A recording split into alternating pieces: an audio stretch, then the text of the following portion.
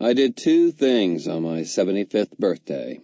I visited my wife's grave, then I joined the Army. This is Mr. Blakesley, English teacher at PCCS, doing a book talk on Old Man's War by John Scalzi, a sci-fi story that deals with subgenres of extraterrestrials and the military.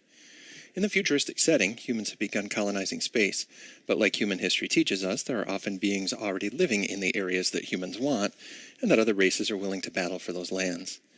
Protagonist John Perry is not allowed to be a colonist, but he will travel into space by becoming a soldier in the CDF, the Colonial Defense Force. Let me tell you why I love this book. First off, the premise. It's very interesting. Consider this question. If you were allowed to extend your life when you hit 75 by possibly an infinite amount of time and live in an enhanced body, would you do it? Consider this. What if the trade-off was a 10-year commitment to the armed services? Would you still do it? The second thing I like is the science behind the enhancements. They play into our hopes for evolution, which we're very much guiding through stem cell research and genetic engineering. Some of the interesting enhancements are green skin, which allows the soldiers to photosynthesize light energy. They have smart blood, which can heal wounds instantly, and have superior eyes. In this case, it's cat's vision. They also have other abilities that make them stronger. The coolest part of the tech is the BrainPal, a piece of wetware, a computer that attaches to the brain. It allows for instant downloads of information and even feelings. Those of you who have read All in My Mind will appreciate the ambivalence of such a device.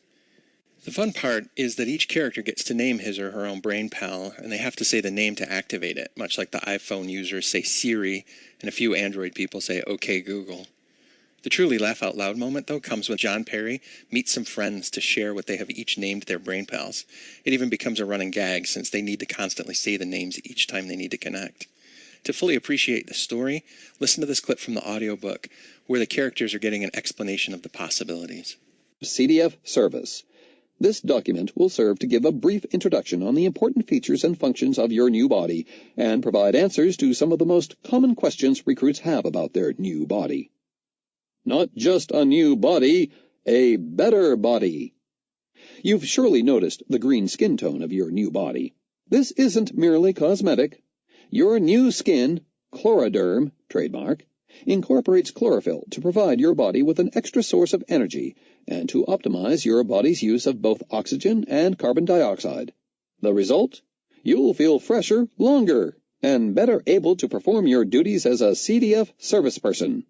This is only the beginning of the improvements you'll find in your body. Here are some others. The BrainPal is where I can make my connection to the world of science today. 2 articles were recently published on how the tech that Scalzi proposed in 2005 is now actually closer to science fact than it is to science fiction. If you use the Google shortcuts, or you click on the links that I'll put down into the comments section, it'll take you to some really crazy information about how brains are being able to connect to computers already, and that very, very soon we'll be able to connect brain to brain and eventually computer to brain, so that now we can take information out and translate it into a computer, but very soon we'll be able to take computer information, transfer it into a brain. Therefore, if that connection is done, then Scalzi will have actually kind of predicted or guided the future, where he explains how the characters can take their consciousness, connect it to a computer, and then take that computer and download the consciousness into the brand new enhanced soldier's body. While the science part is definitely a draw, the characters are really what make this book so good. Scalzi introduces us to his protagonist, John Perry, right away. He's a 75-year-old who's lost his wife. He's decided to join the Colonial Union Defense since he has nothing left on Earth. Perry's hysterically funny. I found myself laughing at several parts as he tried to avoid annoying people, and when he makes friends with a group that dubs itself the Old Farts. Scalzi does a great job of keeping his readers in the dark, too, as the story is told through Perry's viewpoint. Right away, I was wondering if Perry was actually going to get into a new body, or if there was something more sinister going on. Later in the story, as Perry encounters new technology and new races, you as a reader are just as clueless as he is. So it's interesting to kind of explore as your character. It really pulls you into the book. As Scalzi introduces the extraterrestrial races, it shows how well read he is. One of the races, for example, the Kovandu, are similar to the Lilliputians from Gulliver's Travels. So anyone who's read that book understands the interesting viewpoint of a giant dealing with very, very small individuals. There's another group called the RRA, but they eat humans, so it brings up moral questions from shows like Sweeney Todd or characters like Hannibal Lecter. Each new character adds another layer to the story. Perry learns the universe is a much bigger place. This brings up the first of the major themes of the story, kind of ignorance is bliss, that we tend to make decisions based on the small world that we understand. But as we get older and start to experience more of the world, we look back and realize just how provincial our outlook was. Perry's experience is, of course, magnified as he's introduced to being outside of Earth. So there are many, many different views on life. My favorite introduced is the Khonsu, though. It's a hyper-intelligent race. It's reminiscent to the Greek gods. Anyone who studies the Greeks know that the Greeks looked at their gods as just another race of beings. They were simply more powerful. They weren't a race that was involved in the daily lives of the Greeks, judging them on their moral worth, closer to today's views. Scalzi makes another literary allusion to the Greek god Ares, who the Romans called Mars, who's the god of war. Ares, when he went into battle, thought it would be more fun to actually fight at the technology level of his opponent, so it made the war more interesting for him. This is what the Khonsu do. They fight at the level of their opponents. So it's interesting that, like the Greek gods, the humans are able to talk to and interact with the Khonsu, but there's a specific kind of way they have to do it. It's not like everyone is allowed on Mount Olympus and everyone is allowed to talk to them. And you get to see that as the humans interact with the Khonsu. A second major theme that Scalzi works in is one that's common in war stories, that the military simply cannot be trusted. Stories like Ender's Game and A Few Good Men emphasize that the military mindset is to protect the citizens at all costs, that it's okay to leave them in the dark and do morally questionable things when it's done in the name of keeping peace and safety. Scalzi does introduce a couple of trope characters in the drill sergeant and the heads of the military. When I read a book, I often create a film version in my mind's eye, and I will cast the parts with well-known actors to make it easier to keep track of them. When I read The Sergeant, I kept hearing R. Lee Ermey's voice do it. I am Gunnery Sergeant Hartman, your senior drill instructor.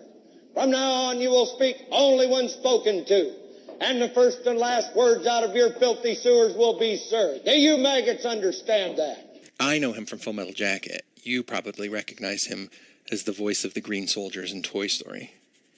The head of the military also fits the trope stereotypes. I use Nicholson's voice whenever I read their parts. You can't handle the truth. They also help solidify the idea that the military keeps many secrets, especially late in the book when Jane is introduced. Listen to this clip as the soldiers are introduced to the army. Colonization is the key to our race's survival. It's as simple as that. We must colonize or be closed off and contained by other races. This competition is fierce. Humanity has few allies among the sentient races. Very few races are allies with anyone, a situation that existed long before humanity stepped into the stars.